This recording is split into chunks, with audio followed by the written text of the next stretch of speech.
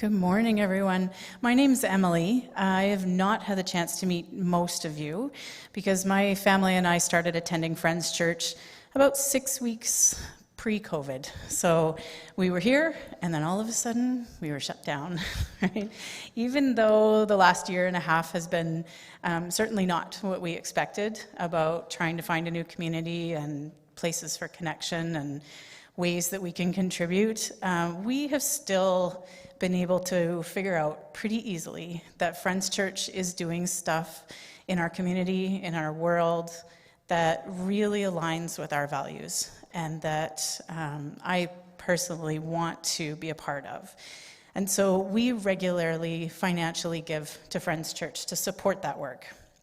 And if you have found that this place also does those things that really click with what you want to see this world to be, I would encourage you to join me and to donate to the work that we do here so that we can keep going and so that we can continue making an impact. You can use the black box that's at the back of our room if you're physically here in person. We have a donate button on our website, and we also have a spot at the bottom of our app that says give. So I would encourage you just to join with us in that way and help support what Friends is doing in our world. Thanks. Thank you. Thank you, Emily. And good morning, everyone. Welcome to Friends Church. So great to see you all masked up. Regardless, it's so great to see you. I want to just make you aware of some things that are coming up. I mean, it's been a year and a half of very little kind of community activity. We've been watching online. Most of us have been hunkered down. And though there's masks and new restrictions out right now, until restrictions keep us from coming together and meeting, we're full steam ahead. We're going to do this until AHS says it's not a good idea, and then we'll shift. But beginning next week, we're throwing on a big community lunch, and weather providing, we're going to do it out in the park. So we'll have a barbecue set up out here. Everyone's welcome. Invite a friend, invite family, come on out.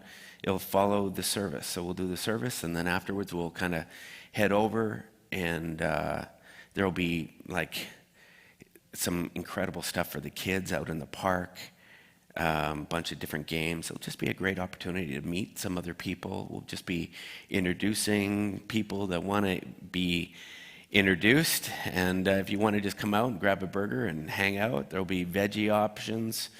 What else do you need to know? It's a suggested donation, $5 per person. We don't want anyone being turned away, so it's not a mandatory thing. If someone wants to give $50, we won't turn it away. Okay, that'll work too. We need some barbecuers. We need a little bit of help pulling it off too. So if you're going to be here anyways and you want to jump in and lend a hand, would you come and see me right after the service? We need 2 barbecuers and then a few setup people. So I'd love to explain more about that. Just come and see me after.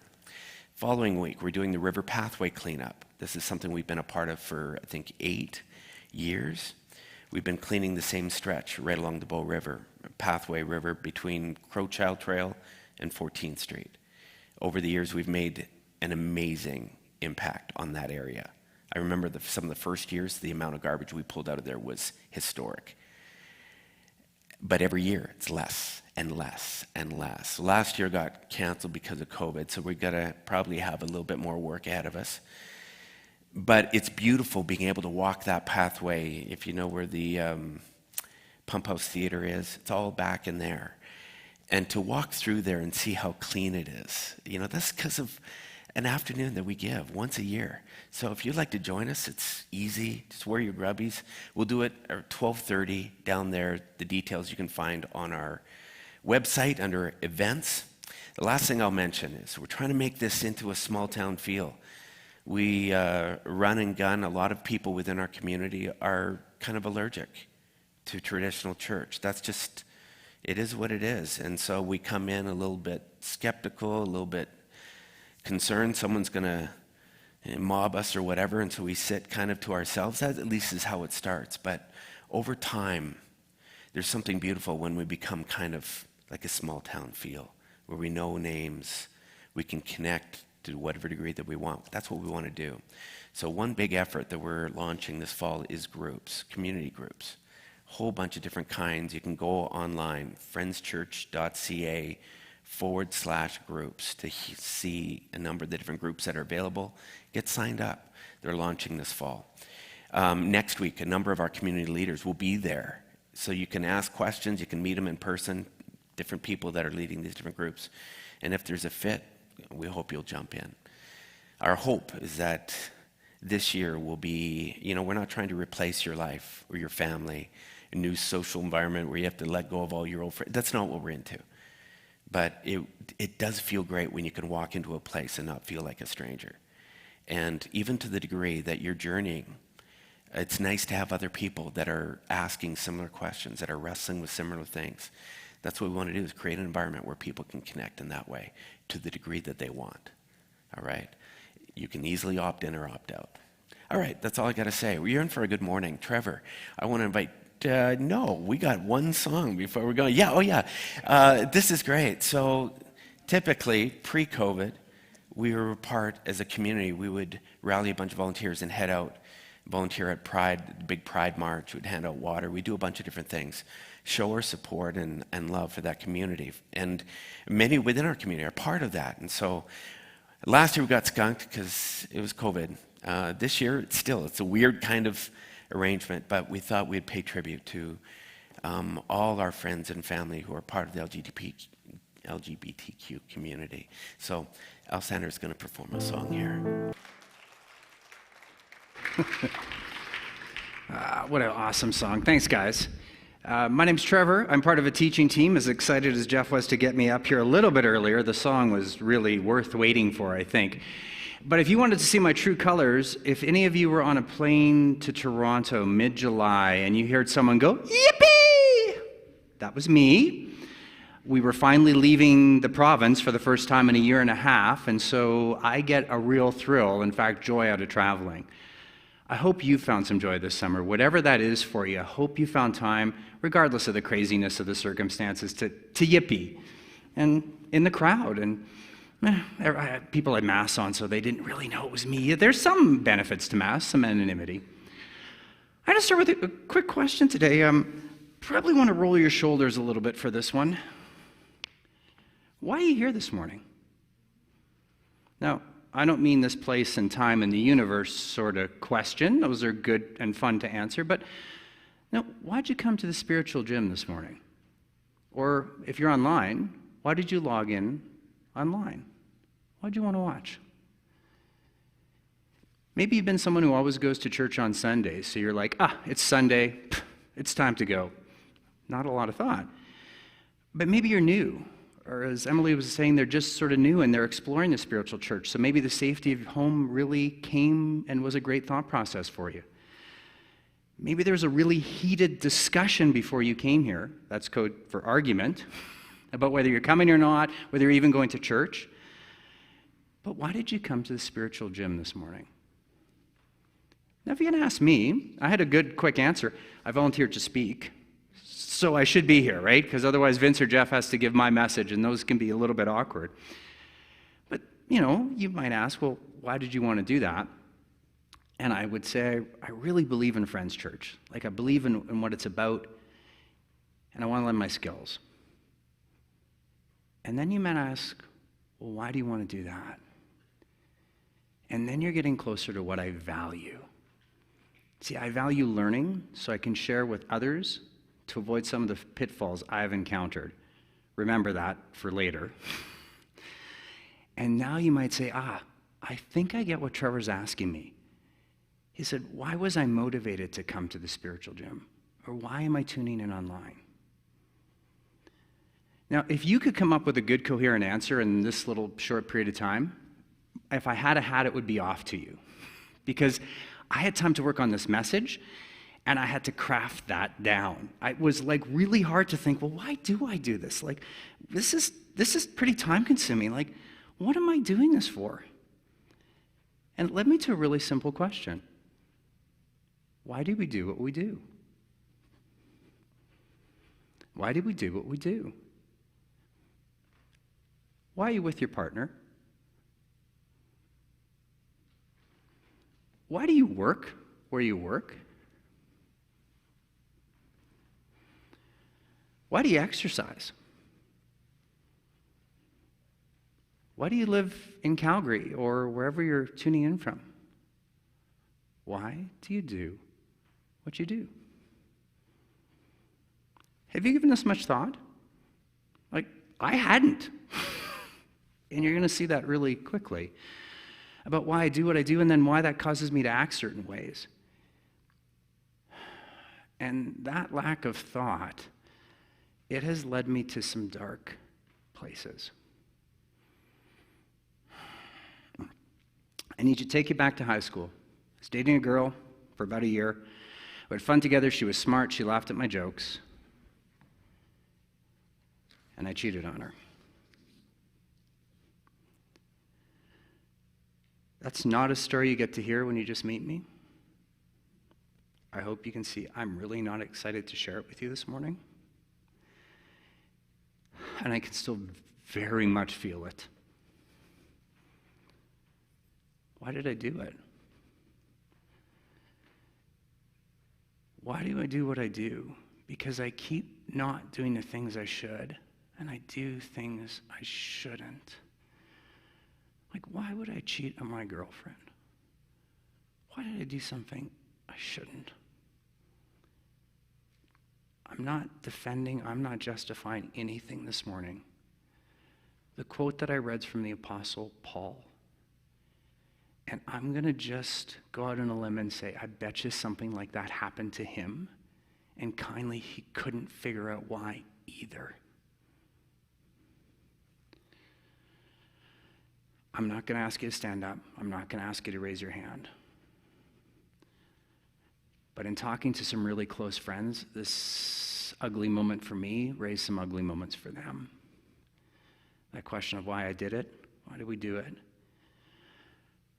I want you to think for a moment. It probably is not very hard to find it. Why did you do it? That thing that you want desperately to hide. That maybe destroyed a relationship. Maybe tore apart a family. Maybe it's even still wreaking havoc today. What is that? It's not something you talk about. It's not probably something you ever think about. It feels like I might be trying to beat you up this morning. I'm not. I'm not. But I am getting you to think about it. And why do I want you to do that? Because is it at least possible that if we think about this, if we knew why we did it, what might that awareness allow for each of us to do? What might that awareness behind those dark moments, could it help prevent it in the future? You know, I feel there's kind of one way out of this non-congruent behavior. It's a nice medical, psychological term. I just pulled that one out. And maybe it's haunted us for our whole lives. But if we think about the why and bring that reasons to the surface, I think we have a chance to help me, to help us, and maybe allow us to sidestep it in the future. Because I got to tell you, when I think about it, there's just shame. There's just shame there. For me to think of myself as someone, oh, I cheat, and then attempt to cover it up, it's not me in the world. That's not how I want to be. That's not how I want people to know me. Do you have that moment? That piece of you, because it's us, we're the ones who did it, that when you hold it up, you say, oh, that's not me. That's not me. But it is. But if you spend some time considering, why did it happen? I'm not very good at answering that. Can I say with confidence, I'm not very good at answering that?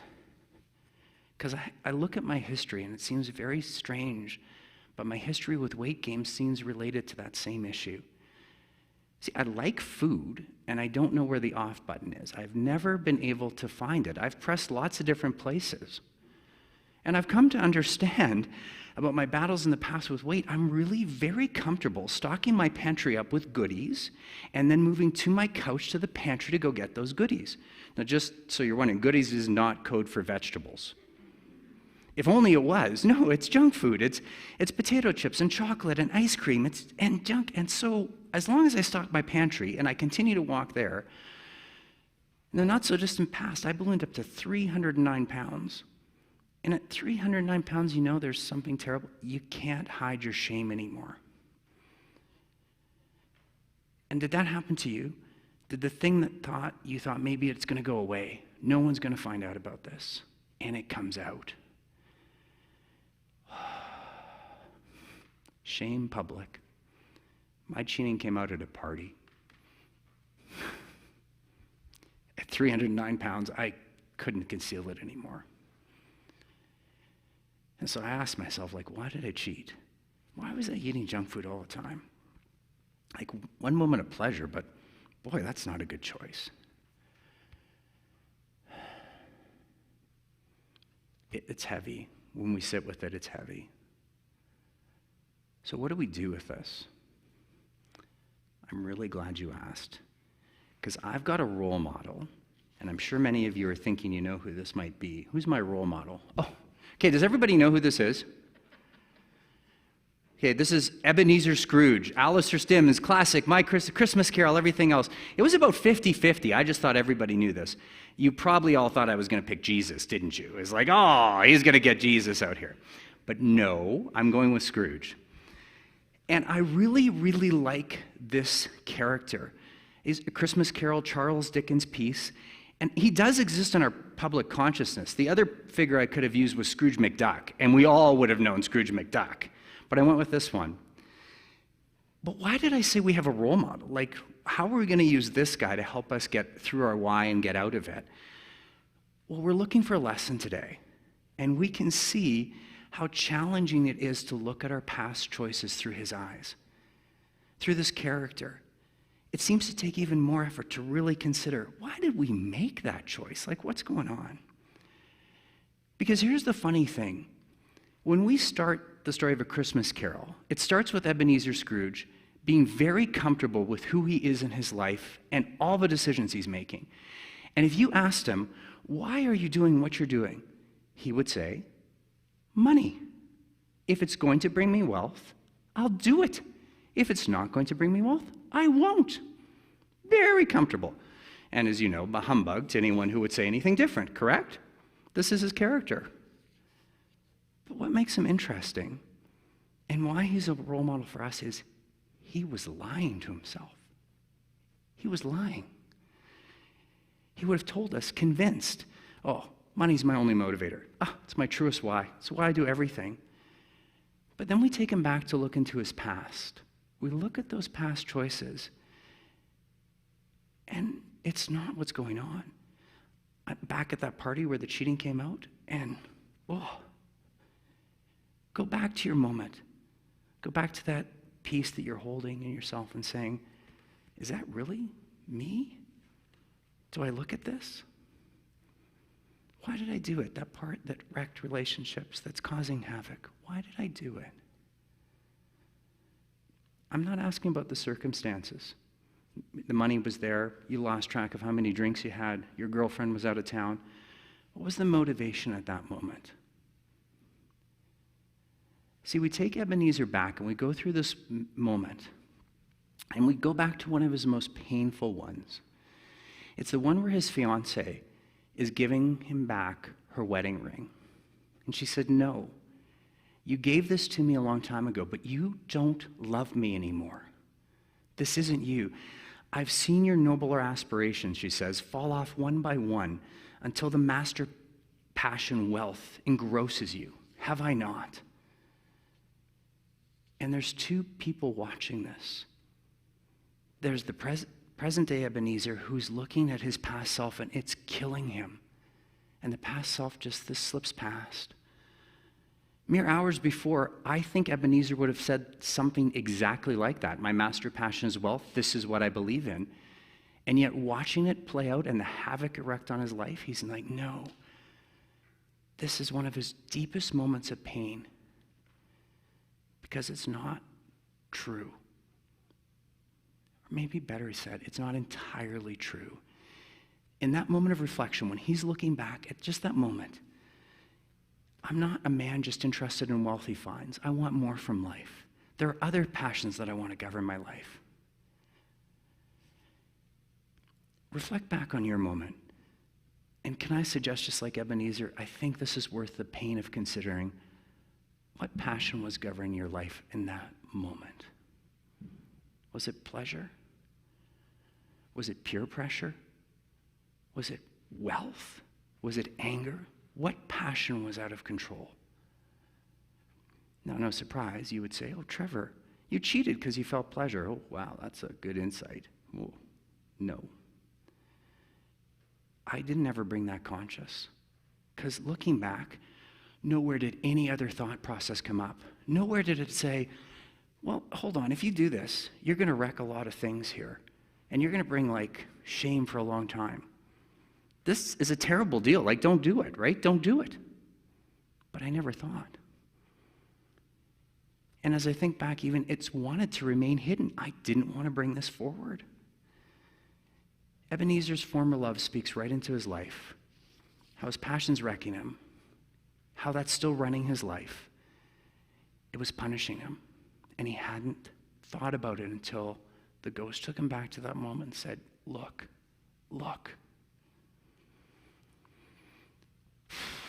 Immediate pleasure, surprise, surprise, can still wreak havoc in my life. I'm still looking for the on switch. If someone knows, you tell me afterwards in terms of where the food button is.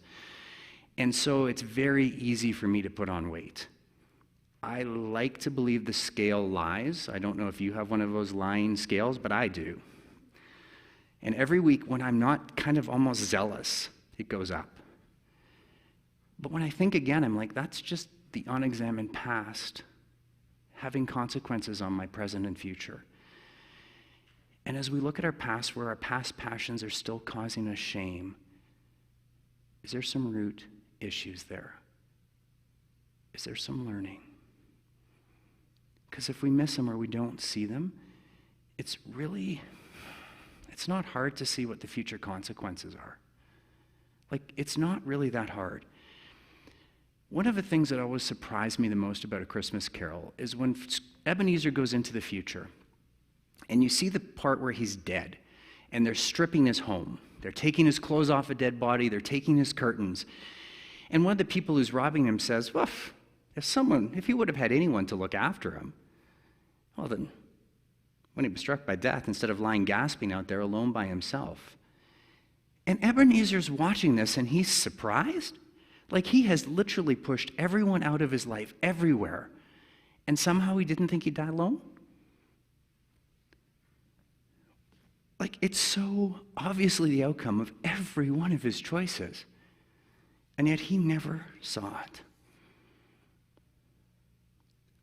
I don't think he thought about it.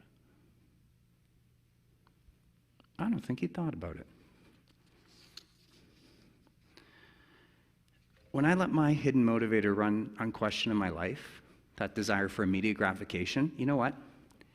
It wants to stay hidden. It doesn't want to come out. Because as soon as I look at it, I'm like, well, that's stupid. I should do something different.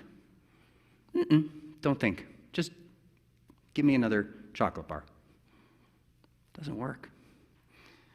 You guys have heard the term the COVID-15? Remember when you put on 15 pounds because the only thing to do for entertainment at the start of COVID was go to the pantry? Oh, sorry, that was me.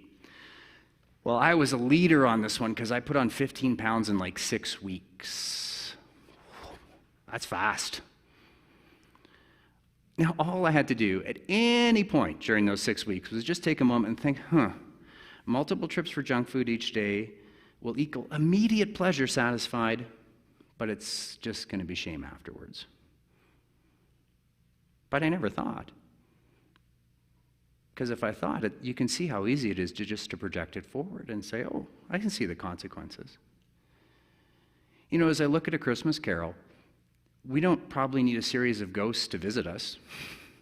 Ebenezer himself wonders if it's a dream, and you could have a series of ghosts visit you just by spending a little bit of time thinking, why did we do that?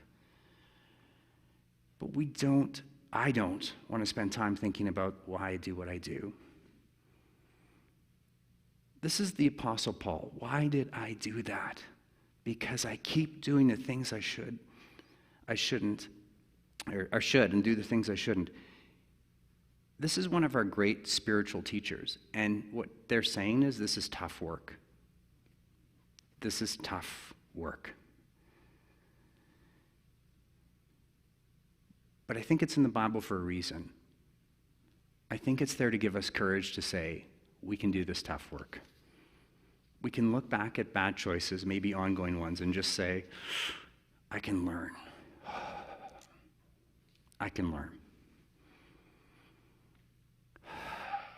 And could it help us push through the shame to bring the hidden to light?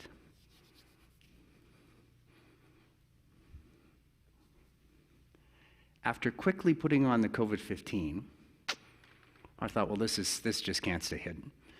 You are looking at the chart that is currently in my spare room and gets updated every week. On the top is my weight, which I've been tracking now since April last year. It's on a decent trajectory. You can see that there's been some ups and downs. On the bottom is Trevor must walk a certain amount of steps every day. And you can see I got up to a point and we just kept that going. And every Wednesday, whether I want to or not, I step on the scale. I no longer believe my scale is lying when it doesn't say what I want it to. I think back to the week and say, that's how you got here, but what are we going to do now? Thank goodness on this one, I caught this quicker than ever before. Ever before. It didn't get so out of crazy. I cheated once in a relationship. Not again. No way. Because that carnage was terrible. Instant pleasure, it has caused havoc in my life. It's caused me lots of shame. But can we have the courage to think what's underneath? Alessandra. Can we have the courage to just think, why do we make these decisions? And if we could learn from them, would that be helpful as we go forward? The desire to just make better choices in the future. Remember that terrible moment I asked you about at the beginning? The one that you don't want anyone to know about? What if I told you it's a gold mine? What if I told you it's a gold mine? That if we spend some time examining that, if we bring the underlying reasons that want to stay hidden to light, which thanks for the lighting cue, if we could face them with just a little bit less shame, but a sincere desire to learn, I think we have some chance to make better choices in the future, like pass to better choices. Oh my goodness, does that ever sound nice? If we can make better choices in the future, all of us, myself included, what would that do to the world around us? What would that do for us and all those people who are impacted by us, those ripples that Alessandra was saying out? Because if we can make better choices, I think we can make our world just a little bit better. Just a little bit better. And that's my prayer for all of us today, to have the courage just to look at the past, move some of the shame aside and say, oh, what can I learn? What can I learn so I don't fall victim to this again? It's a tough road. I believe it's possible. I believe it's possible. I was sharing this message, and the band had said, well, if you're going to use Scrooge, do we ever have another Canadian who we think actually in a song has this message exactly right? And they said, can we play it to finish this off? And I said, yeah, I think this is exactly what I'd like us to go away with today. Exactly what I'd like us to go. So, Alessandra? Wishing you a beautiful, beautiful week, everybody. Sending you so much love, and we hope to see you next week. Bye.